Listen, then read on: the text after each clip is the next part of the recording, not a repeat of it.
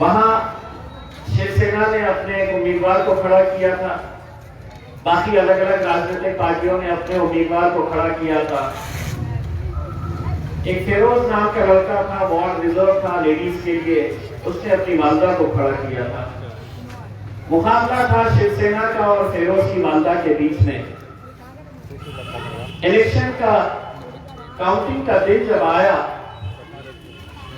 तो एक तरफ शिवसेना के हजारों की तादाद के अंदर उनके समर्थक एक तरफ जमा, दूसरी तरफ फिरोज के समर्थक एक तरफ जमा। जब काउंटिंग हुई तो दोनों ही उम्मीदवार को एक जैसे वोट मिले।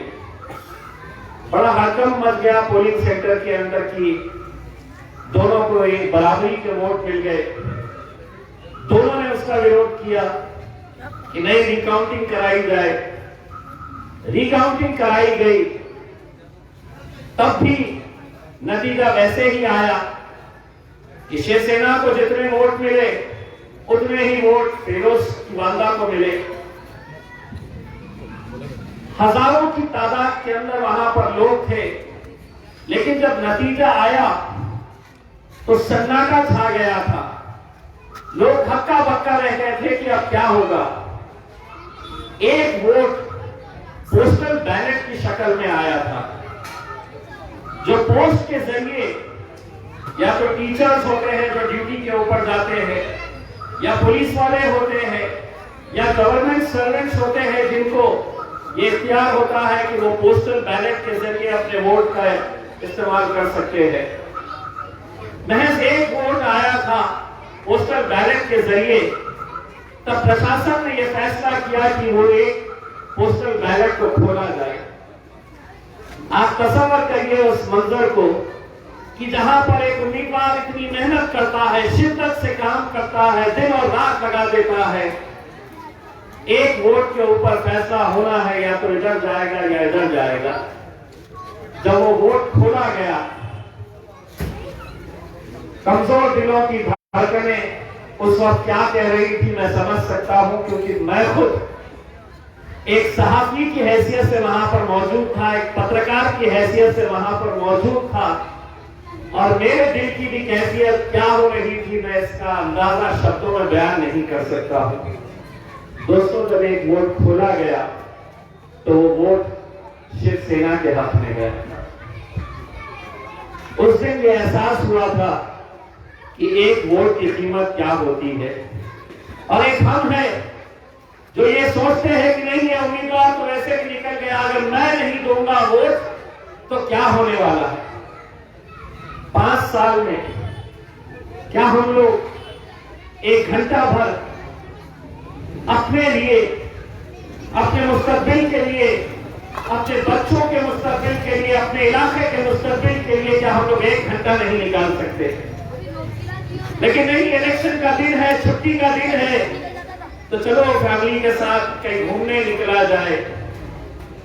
हमने ऐसे भी इलेक्शन देखे हैं कि जहां पर नरेंद्र मोदी को जिताने के लिए यूएसए से, अमेरिका से, ऑस्ट्रेलिया से, जर्मनी से, फ्रांस से एक वोट डालने के लिए उनके गुजराती समाज के लोग नरेंद्र मोदी को उस कुर्सी के ऊपर बिठाना था, तो विदेशों से एक वोट डालने के लिए आए थे। ये जज्बा उनमें था, जिसकी वजह है कि आज जो भारतीय जनता पार्टी आज से महज 20-25 साल पहले सिर्फ 2 सीटों के ऊपर थी। लोकसभा के अंदर उनकी महज 2 सीटें थी। आज 300 के ऊपर अगर वो गए हैं तो उनके अंदर वो जज्बा था, उनको ये मालूम था कि हमारे वोट का अगर हम सही इस्तेमाल करेंगे तो हम सत्ता बना सकते हैं।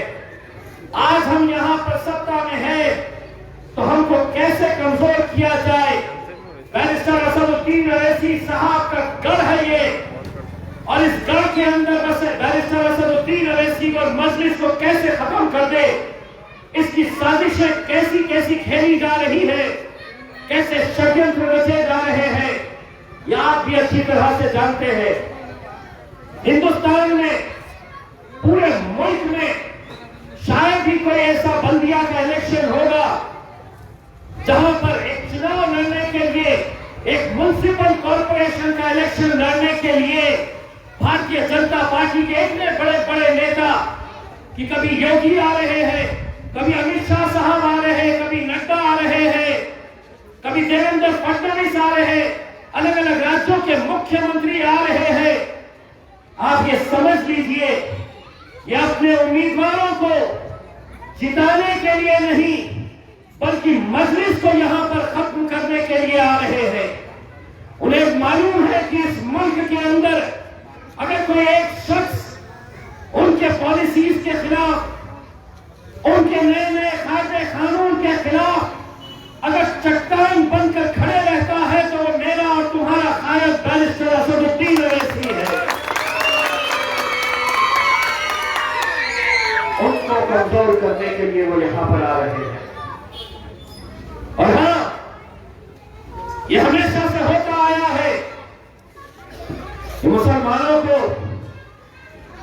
अब इस मुल्क के अंदर गैरों की जरूरत नहीं होती है।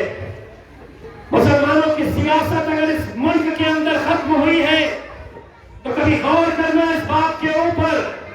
यह हकीकत है कि लोकसभा के अंदर किसी जमाने में हमारे 40-40 एमपीज हुआ करते थे। कई ऐसे राज्य हैं जहां पर हमारे एमएलए की तादाद देखने लायक हुआ करती थी।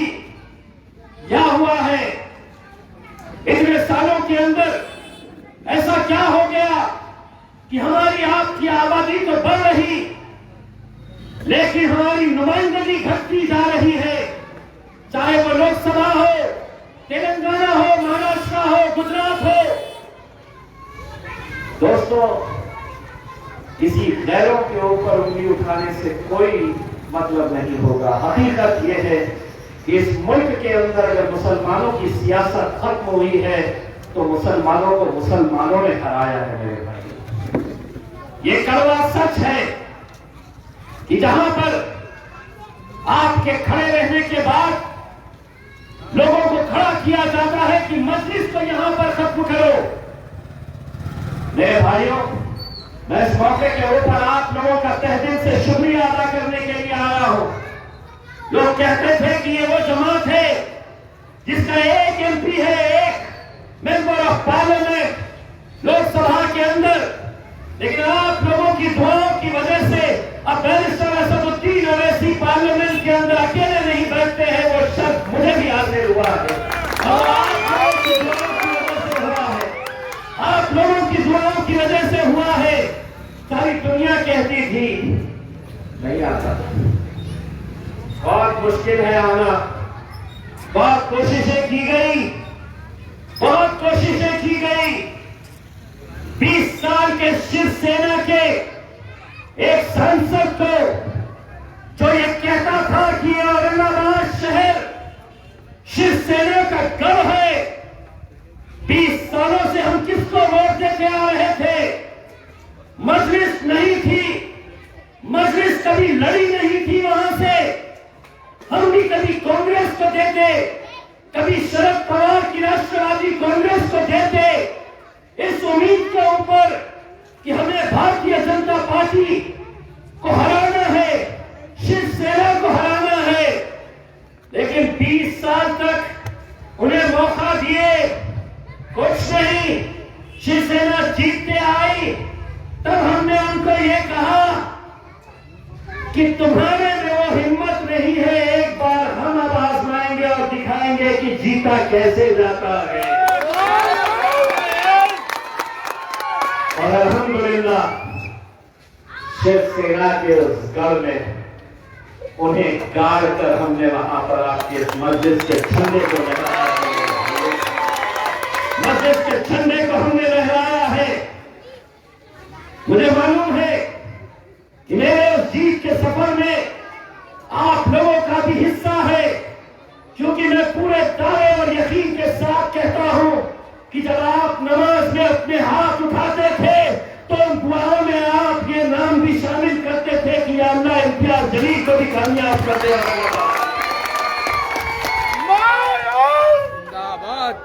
इसीलिए मैं लोगों से कहता हूं, वोटों के साथ जिनके लिए दुआएं होती है, दुनिया की कोई ताकत उन्हें हरा नहीं सकती है।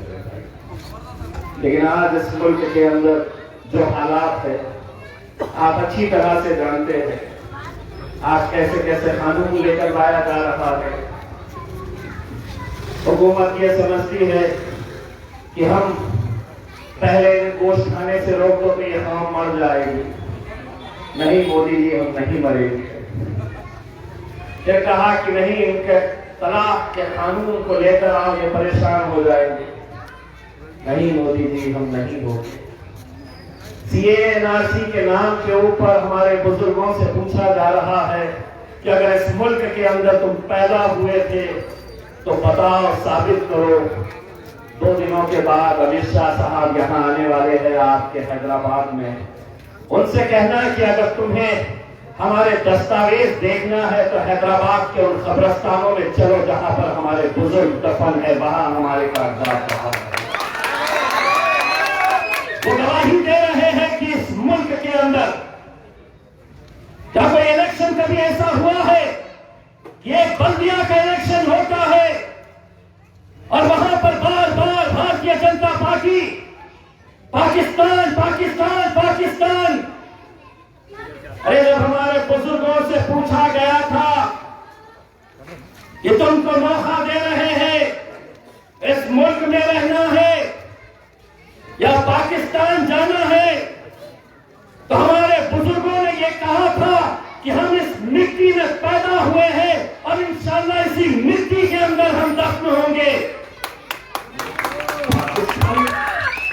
इतनी मोहब्बत है आपको, आप चले जाइए, हम यही रहने वाले हैं, हम कहीं नहीं जाने वाले। आप जो कानून लेकर आना है लेकर आइए। मोदी साहब पहले एक थे, कितने परेशान थे आप एक असदुद्दीन ओवैसी से। जब हम गए तो अमित शाह साहब से नरेंद्र मोदी ने पूछा पहले ही दिन, अरे सांबा कितने आदमी है?